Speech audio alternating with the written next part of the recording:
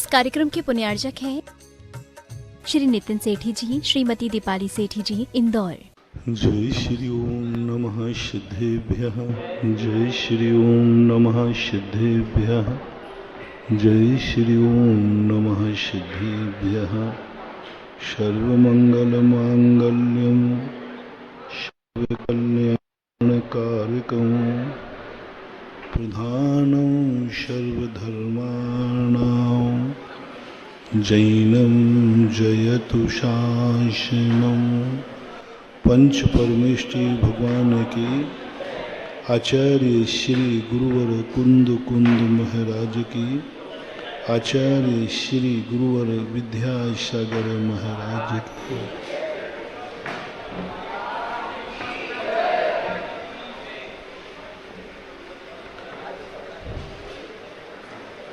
वह समर्थवान शक्ति जो हमारे अंदर विद्यमान होकर के भी हम उसका उपयोग नहीं कर पा रहे। हम पूरी बहुत बड़ी शक्ति के मालिक हो गरीब बने हुए हैं। हमारी खुद की हवेली, उसी के सामने हम भीख मांग रहे हैं। हमारी जिंदगी के वो बोई हुई फूलों की बगीची में हमें खुद कांटे लग रहे हैं। ऐसी जब जिंदगी में प्रसंग आते हैं तो कल जो मैंने कहा था, अनुभव के सामने सत्य चूर चूर होते दिखता है।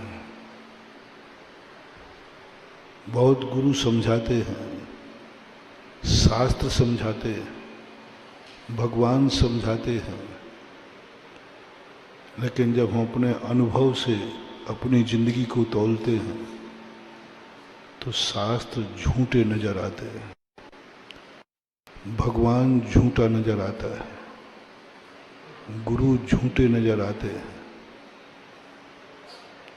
और उनकी बात को हम स्वीकार करने को तैयार नहीं होते। ऐसा लगता है कि भगवान की बात हमने मान ली तो हम लुट जाएंगे, बर्बाद हो जाएंगे, हम दुखी हो। एक मन अपना एक ऐसा खतरनाक चीजों को लाके रख देता है। ज्ञान और श्रद्धा भगवान को मानने को तैयार है, लेकिन ये मन भगवान को मानने को तैयार नहीं है। मन हमेशा अनुभव को मुख्यता देता है, प्रत्यक्ष को मुख्यता देता है, प्रत्यक्ष को देता है। मन कहता है क्या तुम दुनिया भर की बातें कर रहे हो। भगवान कह रहे हैं कि ये सब कुछ तुम्हारा नहीं है,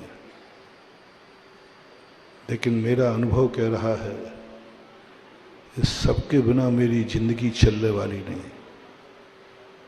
भगवान कह रहे उपवास में आनंद है। मन कहता है मैंने तो करके देख लिया, खाने में आनंद है। मैंने देख लिया उपवास करके, सुबह उठने की भी ताकत नहीं रहती जो उठने की ताकत थी। कम से कम खाने के बाद सुबह अच्छी तरह उठ तो बैठ सकता था। उपवास करने के बाद तो उठने की भी ताकत खत्म हो गई। अनुभव कहता है, मन कहता है, सत्य क्या है? जो हमारी ताकत खो देवे वह सत्य है, जो हमें ताकत दे देवे वह सत्य है। मन जीत जाता है, मन जीत जाता है, हम हार को उठ जाते हैं। मन जीत जाता है जितने भी, क्योंकि धर्म की जितनी भी क्रियाएं हैं सब दुख के रास्तों से जाती है। जितना जितना व्यक्ति धर्मात्मा होगा उसके अशुभ कर्मों का उदय ज्यादा होगा, असाता कर्म का उदय ज्यादा होगा। जो जितना दुखी होगा, मैंने अभी 2 दिन पहले कहीं कहा था, धर्म वह नहीं है जो तुम्हें सुख में सुखी करे। तुम्हारे पुण्य का उदय है, तुम सुखी हो, चारों तरफ से तुम्हें सुख का उदय है, इसलिए तुम सुखी हो। धर्मात्मा धर्म कहता है, ये तो आर्थ ध्यान है, ये धर्म नहीं है। भोजन करने के बाद हम सुखी हो गए, ये तो आर्थ ध्यान है। ठंडी हवा चलने पर हम सुखी हो गए, ये तो आर्थ ध्यान है। पंखे से आपको हवा लग रही है तो आर्थ ध्यान है, सुख मिल रहा है, शाता कर्म का उदय। कूलर के सामने बैठते तुम्हें ठंडी लगी, आर्थ ध्यान है।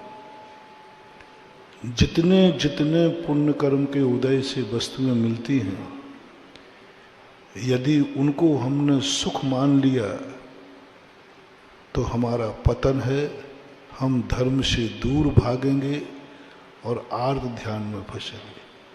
रिपीट करता हूं, जब जब हमारे पुण्य कर्म के उदय से 9 कर्म की उपलब्धि हो और हम जब जब इसको सुख मानेंगे, तब तब हम धर्म से दूर भागेंगे। पुण्य कर्म के उदय को सुखी मनाना, ये तो रौद्र ध्यान है। पुण्य कर्म के उदय में आनंद मनाना, मैं कितना स्वस्थ हूं, आर्थ ध्यान है। मेरे घर में परिवार में सब मेरे अनुकूल हैं, आर्थ ध्यान है। मेरे घर में खूब धन दौलत है, ऐसी अनुभूति आ जाना, आनंद मनाना, आर्थ ध्यान है। पुण्य कर्म के उदय में जब भी आनंद मनाओगे, आर्थ या रौद्र ध्यान आएगा। तुम बहुत बलवान हो, शक्तिमान हो, तुम्हें आनंद की अनुभूति हुई, मुझे कोई कुछ नहीं बिगाड़ सकता, मैं चाहूं तो दुनिया को मसल सकता हूं, मिटा सकता हूं। हिंसा आनंद है, बलवान है, शक्ति है, सारी दुनिया को वो मिटा सकता है, इतना पुण्य उसका उदय है, कोई उसका सामना नहीं कर सकता।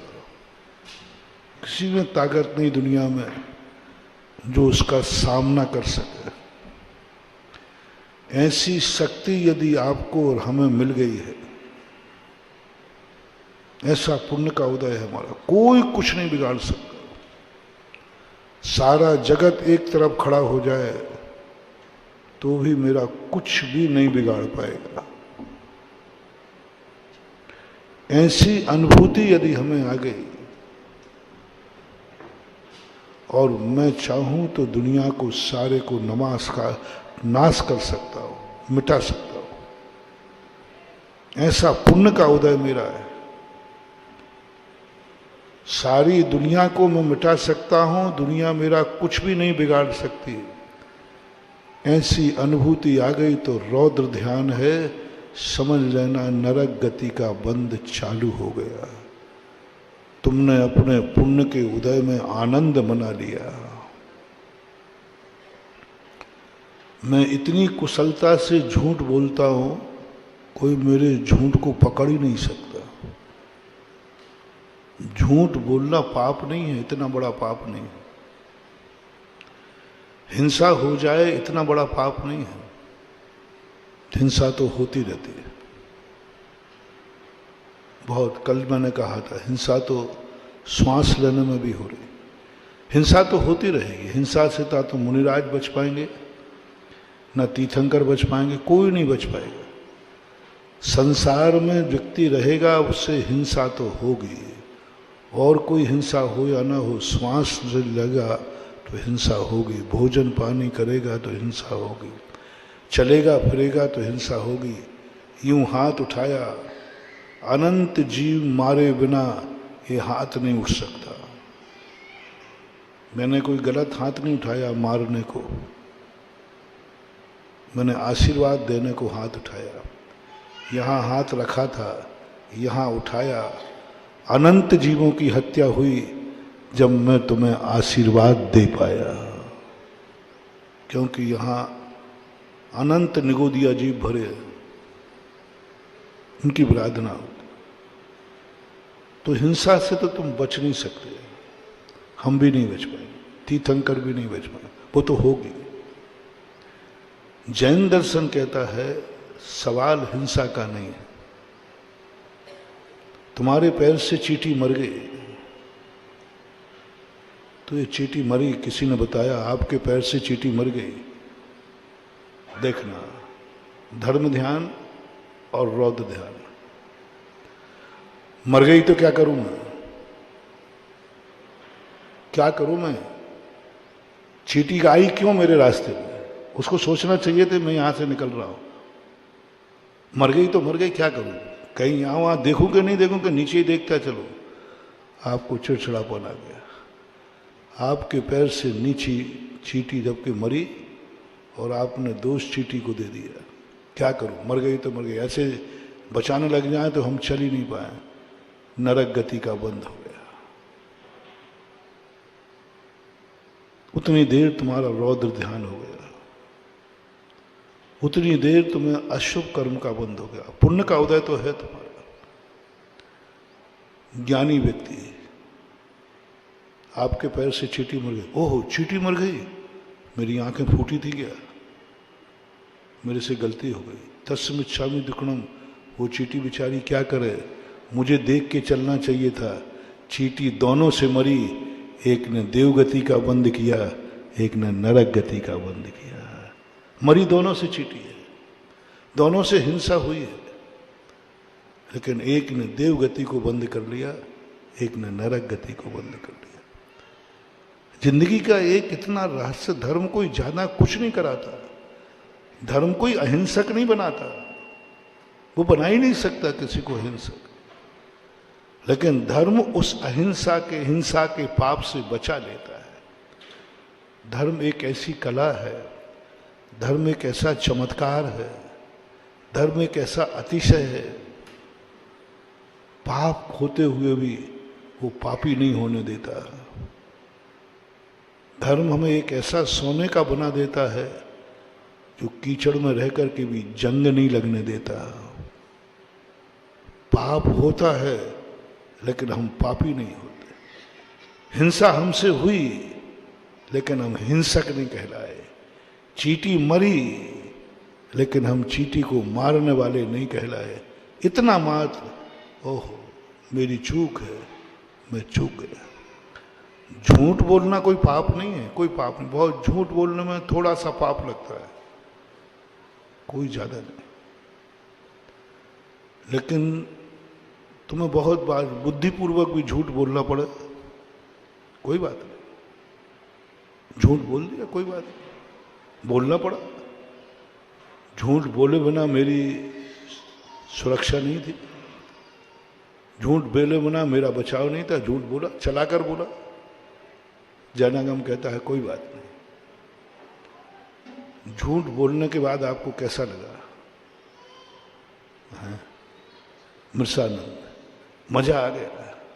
मैंने ऐसा झूठ बोला सामने वाला पकड़ ही नहीं पाया, बुद्धू बन गया। अब झूठ बोलने में नरक गति का बंद नहीं था। जो आपने आनंद मनाया, मजा आ गया, मैंने ऐसा झूठ बोला कोई समझ ही नहीं पाया, अब तुम्हें नरक गति का बंद हुआ। झूठ बोलते समय नहीं, झूठ बोलने के बाद जो तुमने आनंद मनाया, मजा आ गया, सामने वाला ऐसा बुद्धू बना कि वो समझ ही नहीं पाया कि मैं झूठ बोल रहा हूं। अब इस समय आपको, जब तुमने आनंद मनाया झूठ में, मृषानंद नाम का रौद्र ध्यान है, उस समय नरक गति का बंद हो जाता है, अशुभ कर्मों का बंद होता है। और ज्ञानी कहता है, झूठ बोलता है, बुद्धिपूर्वक बोल रहा है, लेकिन कहता है बड़े खेद की बात है आज मुझे झूठ बोलना पड़ा। लेकिन क्या करूं, झूठ बोले ना काम चलता नहीं। लेकिन झूठ तो झूठ ही है। तस्मिच्छामि दुक्कड़म, मुझे खेद है झूठ का।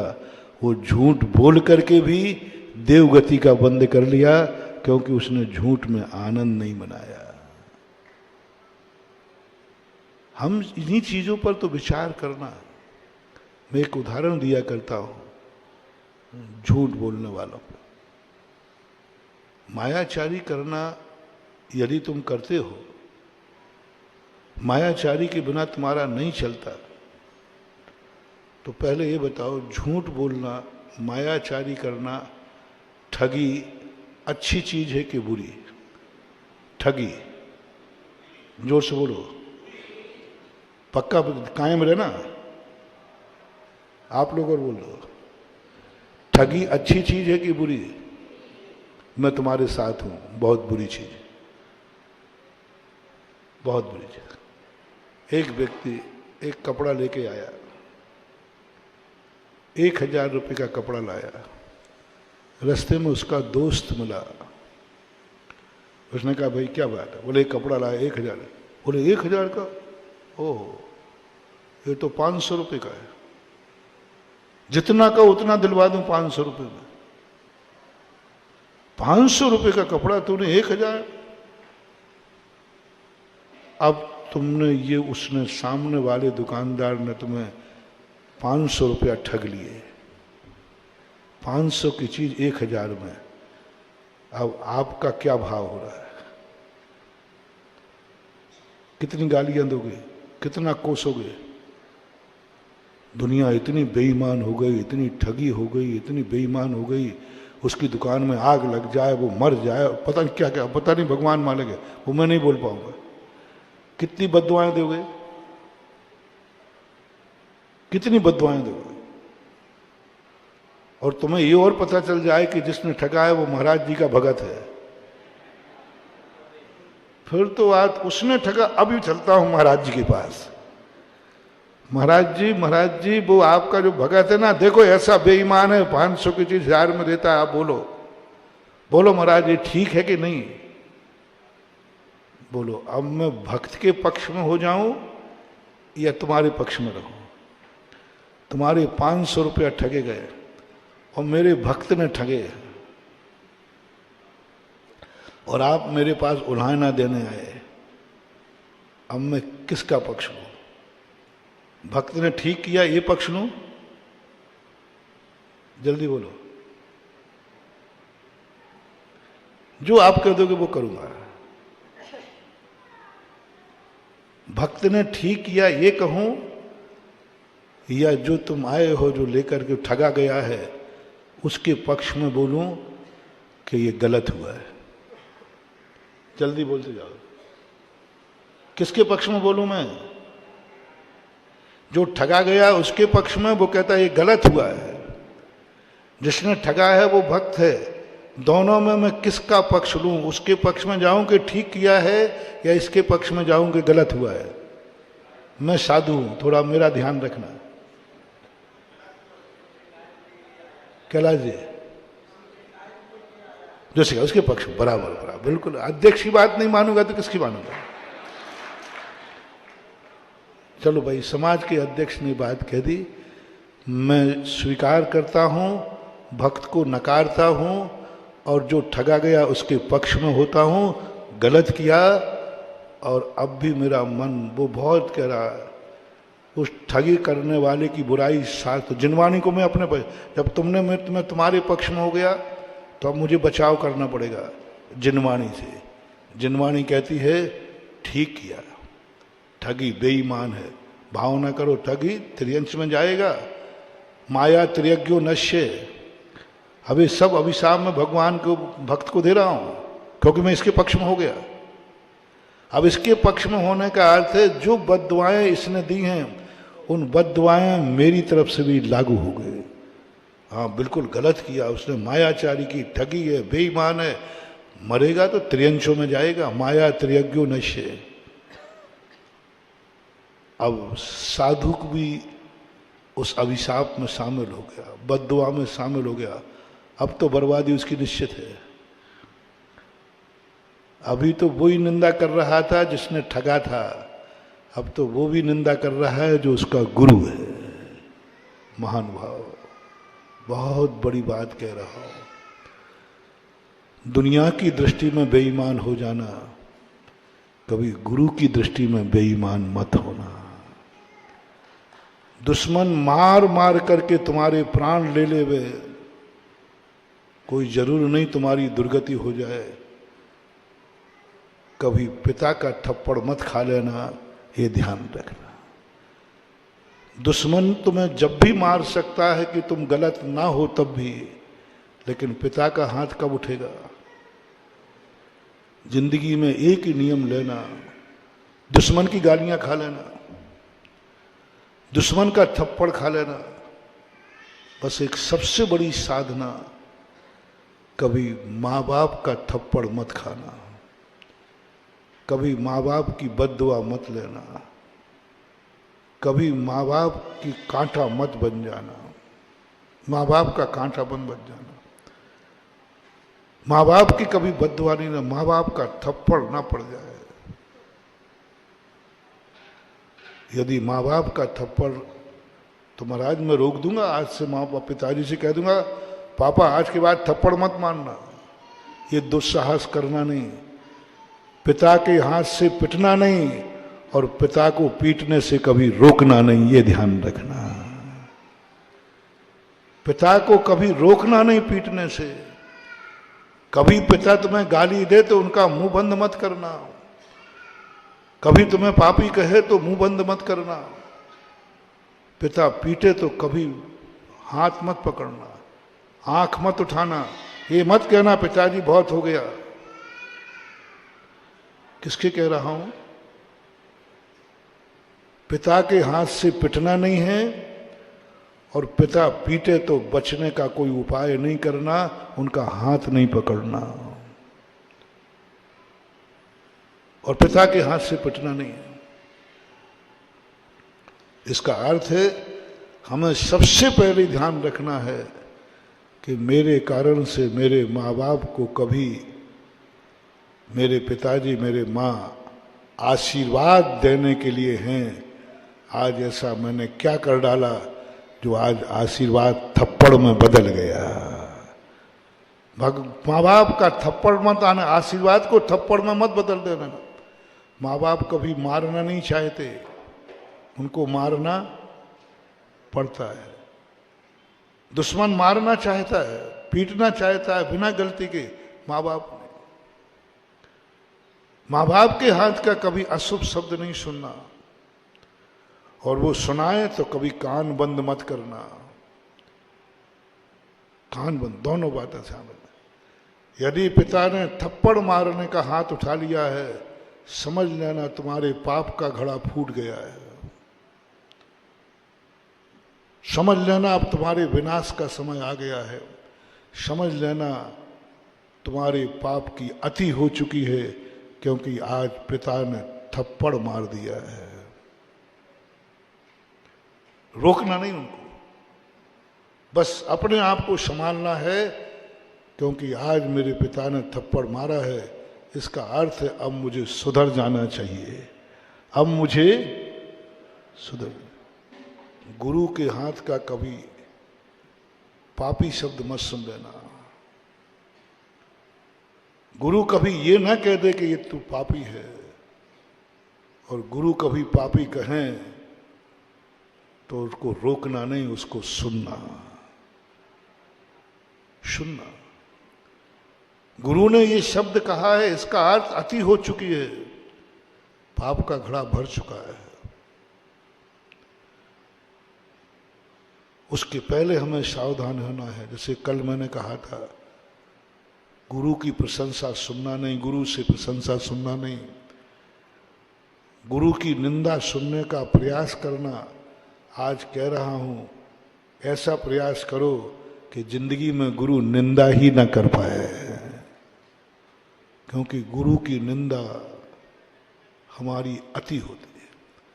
गुरु ने यदि हमें उंगली दिखा दी, गुरु ने यदि हमें पापी कह दिया, गुरु ने यदि हमें धिक्कार कह दिया, समझ लेना हमारा सब कुछ मिट चुका है, अब नए सिरे से जिंदगी करना है। रोकना नहीं उनको, उनका वो शब्द ही हमारी जिंदगी, हमें चेतना है। माँ बाप को, गुरु को हमें रोकना नहीं है, माँ बाप और गुरु के आक्रोश होने पर हमें चेतना है, जागना है और करना है। अब जब गुरु ही निंदा करने लगा कि उसने ठगी की है, गलत किया है, मेरा भक्त है, तो क्या हुआ, मर के त्रियंशों में जाएगा, तुम्हारा दुख मनाना ठीक है। अब वो खुश हो गया जिसकी ठगी थी, अब तो बेटा महाराज जी भी मेरे साथ हैं, अब तो उसके दुकान में आग लगेगी, अब तो वो बर्बाद होगा, क्योंकि महाराज किसके पक्ष में हो गए, जो ठगा गया था। होना ही चाहिए, जिनवाणी की भी आज्ञा है, शास्त्र भी कहते हैं सब तरफ से ठीक है। ठीक हुआ ना, फैसला सुरक्षित करो, इस फैसले को लॉक कर दो, वो होता है ना तुम्हारा लॉक करना है, इसको लॉक करो। कोई डिस्कशन, फिर कोई भूल चूक लेना देना हो, भक्त के पक्ष में कोई थोड़ा बहुत पक्ष लूं नहीं, क्योंकि मैं साधु हूं, लॉक करो। घर गए, रोटी खा लो, नहीं रोटी खाने में मन नहीं लगा, 500 ठगे गए, रोटी खाने मन नहीं लग रहा, मन बहुत बेकार हो गया, जो मिले वही कहते, देखे यार संसार इतना बेईमान हो गया, उसमें भी महाराज का भक्त हो, महाराज को भी तुम 100 बार सुनाओगे, तुम छोड़ोगे नहीं, बहुत आगे की खोपड़ी हो तुम। देखो भाई संसार बेईमान है, उसमें भी महाराज का भक्त, ये जरूर सुनाओगे तुम, जरूर पक्का है, तुम महाराज को बचाओगे नहीं, तुम वो नाम नहीं छुपाओगे कि महाराज का नाम नहीं चला कर कहोगे मालूम किसने ठगा है, वो महाराज का भगत जरूर कहोगे, 100 बार कहोगे, दिन भर कहोगे, जो आएगा उसको कहानी सुनाओगे, सुनाना भी चाहिए। 500 रुपया ठगे गए हैं सीधा, महाराज आपको मालूम नहीं पसीने की कमाई है, कोई बात नहीं, मैं तो तुम्हारे साथ वैसे ही हो गया। तुम्हारे यहां शराबी की दुकान थी, शराब की, ज्वेलरी की, 4 बजे तक तुम्हारा मन बड़ा फीका रहा था। 4 बजे एक बेचारा देहात से एक व्यक्ति आया अपने बिटिया के लिए कुछ जेवर लेने के लिए, सीधा साधा था, भोला भाला था, जबलपुर में आया शराबी, और 1 लाख रुपए लेके आया। तुमने उसको 50,000 का माल 1 लाख में दे दिया, वो ले गया, और जैसे तुम 50,000 का माल 1 लाख में बिका, अब तुम्हारी स्थिति क्या है? मिर्सानंदी बात कर रहा हूं, बोलो आनंद बोलो। इतना खुश, इतना खुश, दुकान जाकर, घर में जाकर बोलो आज क्या खाना है, बच्चों से कहा बेटा मांगो क्या मांगना है, आज 50 का माल 1 लाख में, ऐसा बुद्धू आया,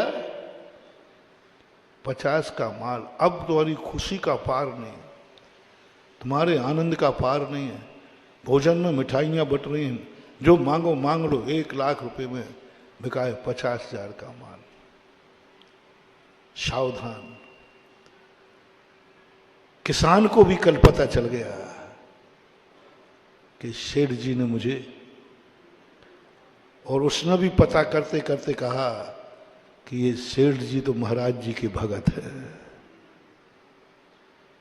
पता कर लिया, और वो मेरे पास आ गया, महाराज जी आपके भक्त ने 50,000 का माल दिया 1 लाख रुपए में, अब मैं किसके साथ हो जाऊं सेठ जी? 500 ठगी होने पर उसकी दुकान पे तुमने आग लगवाई थी, तुमने 50,000 ठगे हो, मिठाइयां बांट रहे हो, 50,000 ठगने पर तुम खुश हो रहे हो। बोलो ठगी अच्छी चीज है कि बुरी चीज? अब बोलो। नहीं, 50,000 का माल 1 लाख में बिका है तुम्हारा, तुमने बेचा है। अब पूछो आत्मा से, यहां से है पाप, ना 500 पाप है ना 50,000 पाप है। 50,000 ठगे जाने तुमने माल बिकने पर, 50 का माल 1 लाख में बेचा, उस समय आपकी फीलिंग, आपका आनंद, आपकी खुशी कैसा लग रहा है? मजा आ गया? अब आप खुद अंदाज लगा दें, 500 वाले ने ठगने वाले को आपने क्या क्या कहा था, तुमने 50,000 ठगा है, अब क्या क्या कितनी बद्दुआएं। 500 पर इतनी बद्दुआ क्या लगाई थी तुमने दुकान में, उसकी दुकान में आग लग जाए। तो 50,000 ठगने वाले को क्या लगना चाहिए? अब दुकान में आग नहीं लगेगी, अब तेरे में आग लगेगी, तू भी जलेगा उसे। ठगी अच्छी है तो 500 वाले को मत कोसो, खुशी मनाओ, बहुत अच्छा रहा, मजा आ गया, उसने 500 ठगे। जब तक ये ठगी संसार में है तब तक महाराजों का सिक्का नहीं चलने वाला, मजा आ गया। और जाकर ठगी वाले को मिठाई बांटो, शाबाश तूने मुझे 500 रुपया ठगे। ठगी अच्छी है तो ठगे जाने पर खुशी मनाओ, और ठगी बुरी है तो दूसरे को ठगने के बाद रोने बैठ जाओ। धिक्कार है मुझे, मैं कैसा पापी। बेचारा किसान कर्जा लेके आया होगा, अपनी बिटिया की शादी के लिए लाया होगा, कैसे लाया होगा, क्या करे। मेरी बुद्धि मारी गई, मैंने 50,000 का माल 1 लाख में दिया। रो पड़ो, वो ना आ पाए उसके पहले तुम गुरु के पास आ जाओ। गुरु महाराज आज पाप हो गया, आज मन बड़ा बेईमान हो गया, बड़ा बेईमान हो गया, मैंने 50,000 का माल 1 लाख में बैठा, बचाओ मुझे इस पाप से। प्रतिक्रमण चले जाओ, तुम्हारा मृषानंद से बच जाओगे। और जब जब तुम थकते हो, खुशी मनाते हो, इसको बोलते हो मृषानंद। यही चौरी में लगा लेना, यही विषयानंद में लगा लेना, यही परिग्रह में लगा लेना, सब में एक ही लगा लेना। यानी पुण्य कर्म के उदय में जब जब तुम्हें आनंद की अनुभूति हो, समझ लेना हम धर्म से दूर भाग रहे। धर्म की जो परिभाषा मैंने खोजी है शास्त्रों में, दुख में खुश होना, असाता कर्म में खुश होना। जितना दुख आता जाए तुम्हारा आनंद बढ़ता जाए। इसलिए उपवास में ये मत कहना कि तुम्हें बहुत आनंद आएगा, नहीं, बहुत दुख होगा, गला सूखेगा, भूख लगेगी, गर्मी बढ़ेगी। महावीर स्वामी कहते ये सब कुछ होगा, बहुत असाता कर्म का उदय आएगा, लेकिन तुझे आनंद मनाना है दुख में। भूखे रह करके भी भोजन करने वाले से ज्यादा आनंदित होना है तुझे। एक भोजन करने वाले का आनंद और एक उपवास करने वाले का आनंद, तेरा आनंद भोजन करने वाले से अनंत गुना ज्यादा हो। दुख में आनंद मनाओ, दुख में आनंद, गरीबी में अमीरी का आनंद मनाओ, अभाव में सद्भाव की जिंदगी जियो। अभाव में पूज्यवर उमा स्वामी महाराज तत्वार सूत्र में कहते हैं, दुख में रोना मत, सुख में नहीं। दुख शोक तापा क्रंदन परिवेदनान्यान्य सद्विद्य। हम अशुभ कर्मों से बचना चाहते हैं, तो जब तुम्हारे अशुभ कर्म का उदय आए, रोना मत, रोना मत। शुभ कर्म के उदय में रोना मत ये नहीं कहा। जब दुख का उदय आए रोना मत। तुम सब लुट जाओ, शोक मत करना, शोक मत करना। तुम्हें कितना भी दुख भरा हो, दूसरों के सामने पूछे तो कैसा है, सब अच्छा है, दुख को रोना मत। दूसरों को अपनी पीड़ा सुनाना मत, पी जाओ और चेहरे पर इतना आनंद बिखेरो कि सामने वाला समझ जाए कि इसको कोई दुख ही नहीं है और अंदर से दुख का पहाड़ टूटा है। जाओ, तुम्हारा अच्छा दिन आने वाला है। अंदर किसका है? दुख का पहाड़ टूटा है, लेकिन तुमने प्रयास किया मैं अपना दुख किसी को बताऊंगा नहीं, क्योंकि मैं तो दुखी हूं, सामने वाला भी दुखी हो जाएगा। फॉर एग्जाम्पल, एक छोटा सा एग्जाम्पल देता हूं। आपको सिर दर्द कर रहा है रात्रि में, आपको नींद नहीं आ रही, आपके बाजू में कोई सो रहा है, वो घर्राटे ले रहा है। किसी ने कहा महाराज जी मैं थोड़ा सा, मेरी दवाइयाँ कुछ अलग है, पूर्ण आयु में भी दवाई है लेकिन मेरी भी एक पूर्ण आयु है, मेरी दवाई थोड़ी अलग है। मैं रोग को ठीक नहीं करता, ये रोग कितने दिन टिकेगा ये जरूर बता देता हूँ। ठीक तो पूर्ण आयु करेगी, ठीक तो पूर्ण आयु की दवाई करेगी, लेकिन मैं ये बता दूंगा कि ये रोग कितने दिन टिकेगा और यह ठीक होगा कि नहीं होगा। एक उदाहरण देता हूं। महाराज जी मेरा बहुत सिर दर्द करता है, नींद ही नहीं आती। कोई बात नहीं, तुम्हारे बाजू में कोई सो रहा है घर्राटे लेकर और तुम्हारा सिर दर्द कर रहा है, बिल्कुल नींद नहीं आ रही, तुम्हें कैसा लग रहा है?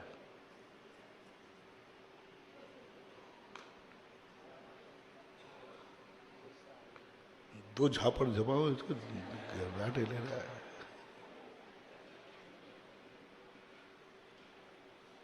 गुस्सा आ रहा है, उसके घर्राटे पे आपको गुस्सा आ रहा है, इसको सोने की पड़ी है, मैं मर रहा हूं। जाओ, तुम्हारा सिर दर्द ठीक नहीं होगा, तुम्हारी अभी कई रातों में नींद हराम होगी, कई रातें नींद हराम होगी, क्योंकि तुम्हें सोने वाले का पुण्य का उदय तुम्हें सहन नहीं हो रहा है।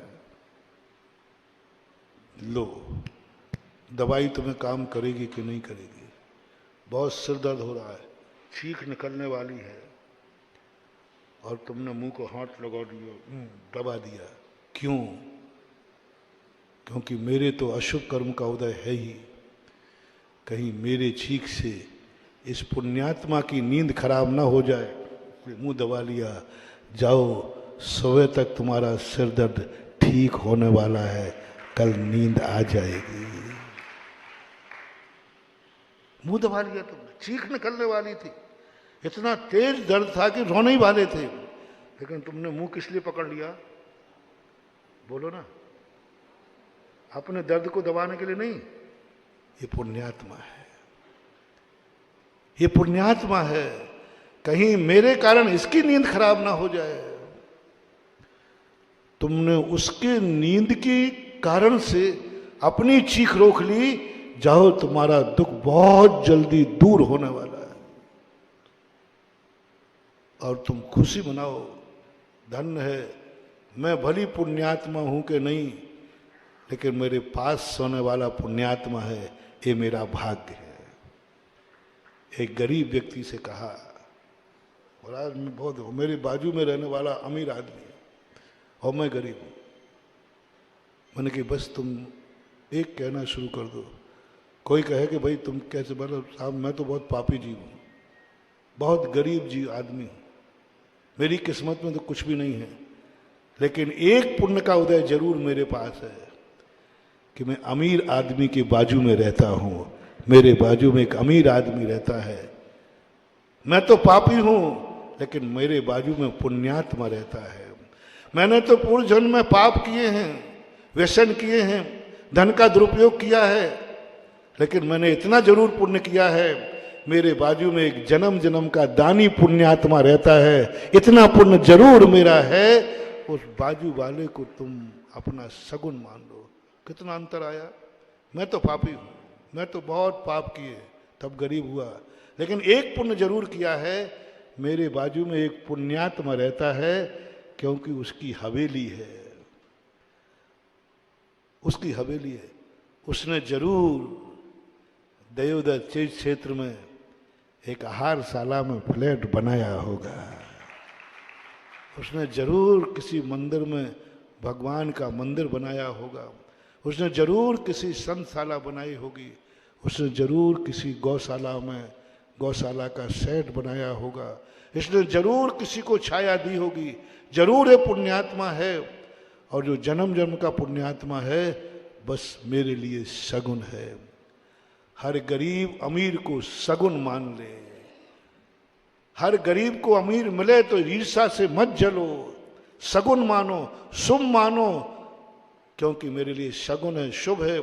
सवेरे उठ करके मैं अपने अमीर को देखता हूं, अमीर की हवेली देखता हूं, बस उसको सगुन मान लो, शुभ मान लो। और ये मानो कि मैं जरूर पापी हूं लेकिन मेरे पड़ोस में पुण्यात्मा रहता है।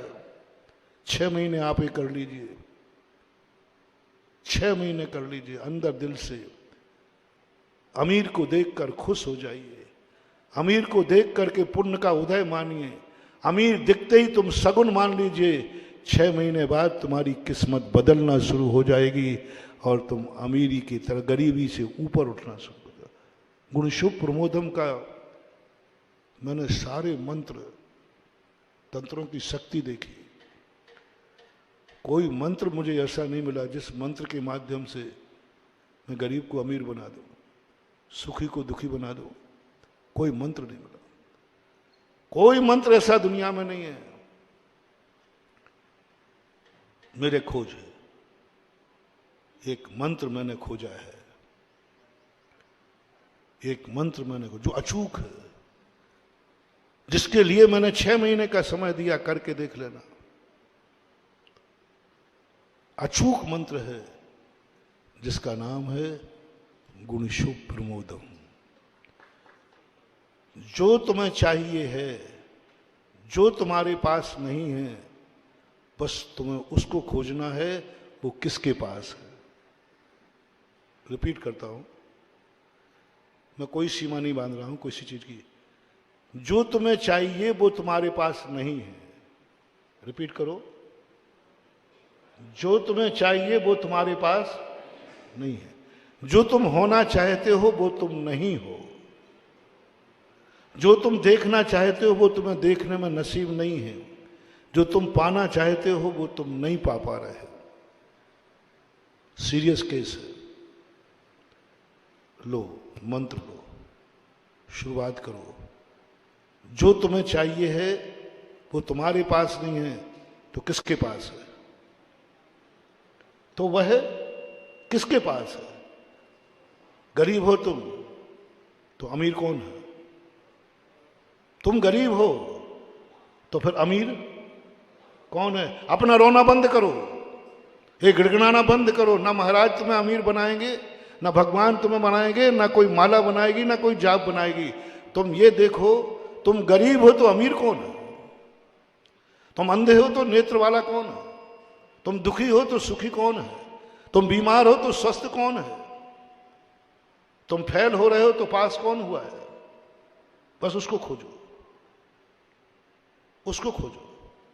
तुम्हारा व्यापार नहीं चलता है तो फिर किसका चलता है?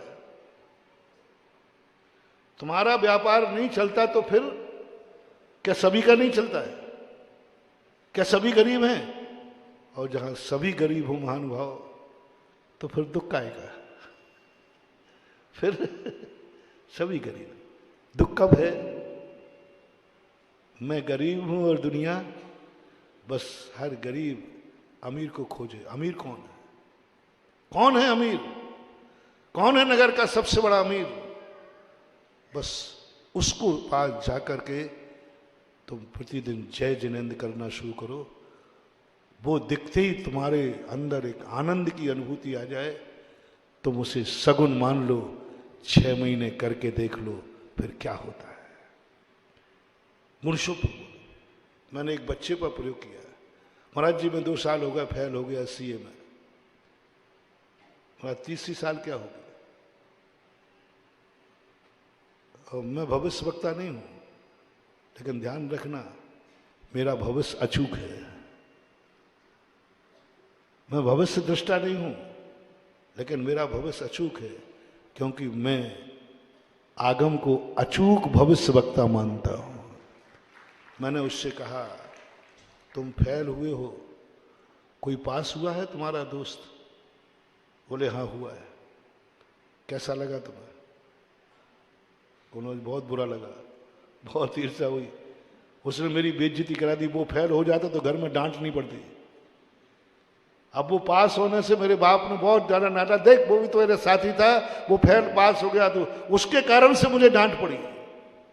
मैंने कहा बेटा तीसरी बार भी तुम फेल हो गए। महाराज जी आप ऐसा क्यों बोल रहे हो, आप ऊपर ऊपर से बोल दो हाँ ठीक हो। मैंने कहा देखो मेरे से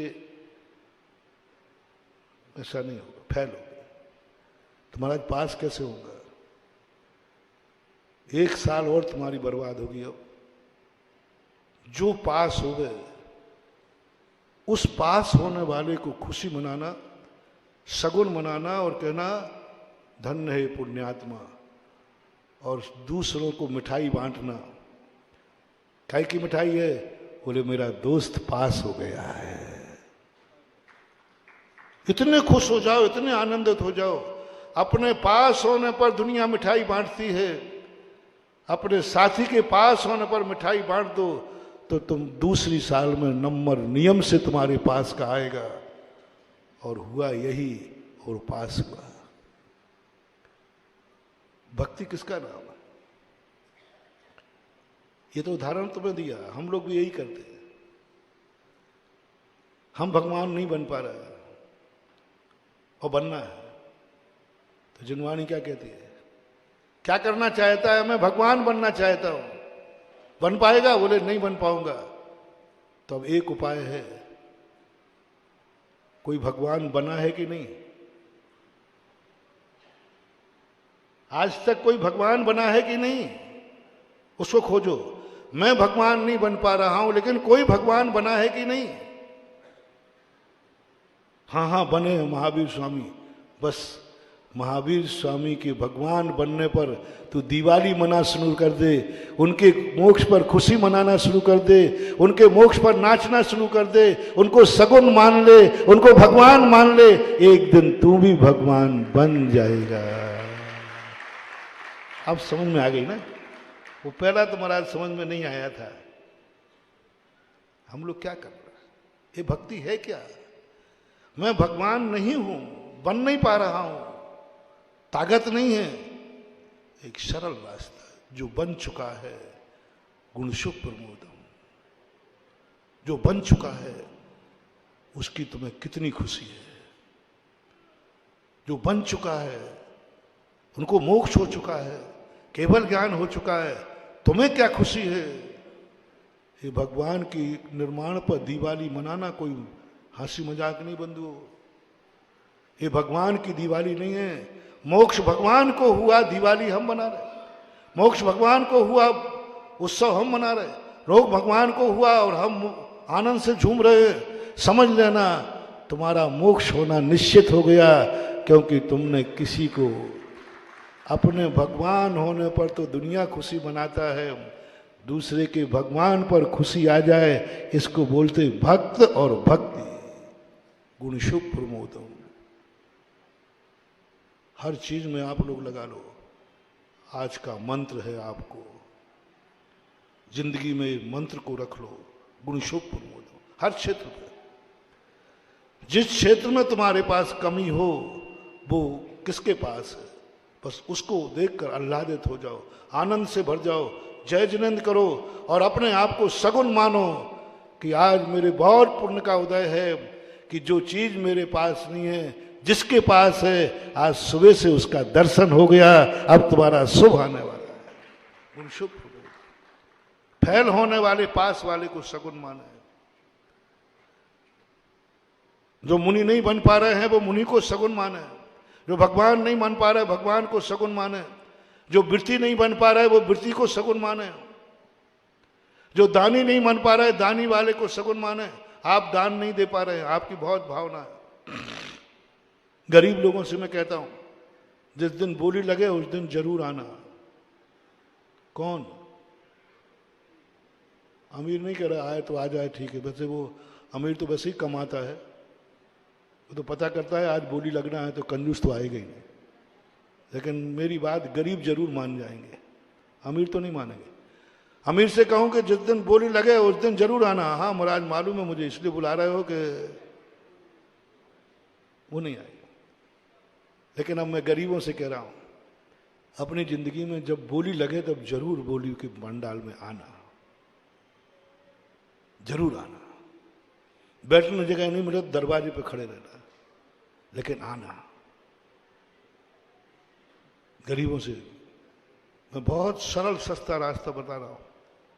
गरीब मेरे पास नहीं आवे, मेरे पास अमीर बनने का कोई साधन नहीं है, ना पिछी लगाने से बनोगे ना आशीर्वाद, मेरे पास कोई मंत्र नहीं है। सबसे बड़ा मंत्र दे रहा हूं, जो दान देना चाहते हैं लेकिन गरीबी से असमर्थ हैं, वे जिस दिन बोली लगे उस दिन जरूर आना। और बस तुम एकाग्र होकर, जिसके नाम से बोली टूटे, जब वो खड़ा हो तो उसका दर्शन करके धन कहना, जय जिनेन्द्र, धन्य दाता, धन्य पात्र, आज मेरे पुण्य का उदय है। ये है जन्म जन्म का पुण्यात्मा। कल पुण्य किया था, आज धन पाया, और आज धन पाकर पुण्य किया है, कल पुण्यात्मा बनेगा। ये त्रिकाली पुण्यात्मा का दर्शन करके मैं धन्य हो गया, जय जिनेन्द्र, उसको करके और चले गए। चले जाना, तुम्हें बोली नहीं मिलने वाली। तुम मात्र उसके दर्शन करने आना जो बोली लेगा, और जिसके नाम बोली छूटे उसको जय जिनेन्द्र करना, उसकी प्रशंसा करना, अंदर ही अंदर गुणानुवाद करना। धन्य दाता, 3 काल का पुण्यात्मा है वो। कल पुण्य किया था तब उसके पास, और आज उसने उस धन से क्या किया, पुनः पुण्य किया, तो कल पुण्यात्मा होगा। ऐसे त्रिकाली पुण्यात्मा बोली लेने वाले को आप 2 शब्द प्रशंसा के कह देना, धन्य दाता, धन्य पात्र। जाओ जाओ, इसी साल पूरी नहीं हो पाएगी, तुम एक छोटी सी बोली लेने लायक हो जाओगे। गुण शुभ प्रमोदन। और यदि तुम्हें ईर्षा भाव हो गया, आजकल तो सब पैसे वालों का हो गया, गरीब लोगों कह रहा हूं सुनो, आजकल तो सब पैसा वाला, शांति धारा कर ही नहीं सकते। 1 लाख 11 लाख कहां से लाऊं, 11,000। आज तो सब पैसों वालों का हो गया, सब पैसे वाले हो गए, सब पैसे वालों का धर्म हो गया। सुन ले रे कान खोल करके, इस जन्म में तो गरीब है, अभी 10 जन्म और गरीब बनेगा। इतना मात्र में कहा सब पैसे वालों का हो गया, हम गरीबों को तो कुछ बचे ही नहीं, हम गरीब तो कुछ कर ही नहीं सकते। ईर्षा भाव हो गया। मालूम तुम्हें कैसा पैसा कमा के आते हैं, ये तो बोलियां ले लेते हैं, ये और तुमने दोष निकाल दिया। कैसे पैसा कमाते सारे और यहां बोलियां लेते, ये भाव तुम्हारा आ गया, तुमने 10 जन्म की गरीबी को निमंत्रण दे दिया। तुम्हें इन सब पर नहीं जाना है, तुम्हें तो एक ही बात देखना है, जो मैं करना चाहता हूं वो इसने कर लिया। ये महानुभाव भार मत समझना, तुम्हें आचार्य श्री की कृपा समझना कि हमें निरंतर इनकी सेवा करने के एक त्यागी वृत्ति कहां मिलता है, तुम्हें 28 क्षुल्लक मिल रहे हैं। और जो आहारशाला देखी मैंने अभी, महाराज लोग जहां आहार करते थे, मुझे बहुत खेद है कि तुम लोगों ने क्षुल्लकों को समझ क्या रखा है। एक ऐसे चद्दर सेट में आहार करा रहे हो। अरे ऐसा हो इनका तो आहारशाला कि लोग अपने घर के फ्लैट भूल जाएं, और ऐसे क्षुल्लकों का। तो जिन लोगों ने आज 10 मिनट के अंदर, 10 मिनट के अंदर जिन लोगों ने पंच कल्याणक महोत्सव में जब ये आवाज उठाई, कैलाश जी समाचार लाए थे ना आचार्य से, और वो आवाज ने 10 मिनट के अंदर पूरी आहारशाला बनाने की घोषणा की। आज उनका फल, आज उन्होंने जो बोला है उनका प्रैक्टिकल होने जा रहा है, उसका शिलान्यास होने जा रहा है। जहां क्षुल्लक आहार करेंगे, कभी आचार्य महाराज आए तो संघ के चौके लगेंगे, साधु संतों के चौके लगेंगे, त्यागी वृत्ति आहार पर करेंगे। कितना बड़ा आवास दान है। तो इस युग में जो आचार्य श्री का सोच है, जो विचार है, आलोचना करने वाले तो आलोचना कर लेते हैं, लेकिन वे आलोचक एक दिन पछताएंगे। आलोचना करने वाले लोग सोच नहीं पाते कि इसके पीछे कितनी बड़ी है। वो सामने देखते हैं लेकिन इसके पीछे कितनी बड़ी कहानी है।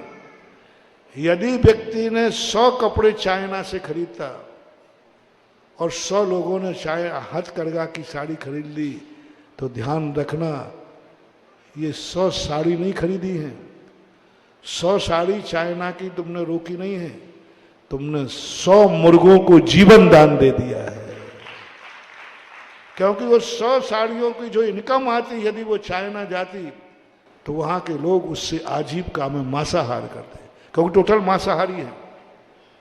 तो उनके यहां मांसाहार होगा। जब जब तुम चाइना की कोई चीज खरीदना, बस ये बात के खरीदना मैं जो खरीद रहा हूं इसकी प्रॉफिट से मांसाहार होगा, क्योंकि प्रॉफिट व्यक्ति खाने काम लेता है, आजीविका चलाता है, और वो सारी चीजें जाकर के वहां पर मांसाहार के काम आती। नहीं समझ पाए कि आपने हथकरघा खोल करके आचार्य सिंह ने कोई व्यापार शुरू नहीं किया है, मुर्गे मछलियों और बकरों को जीवन दान दिया है, अहिंसा का रूप दिया है।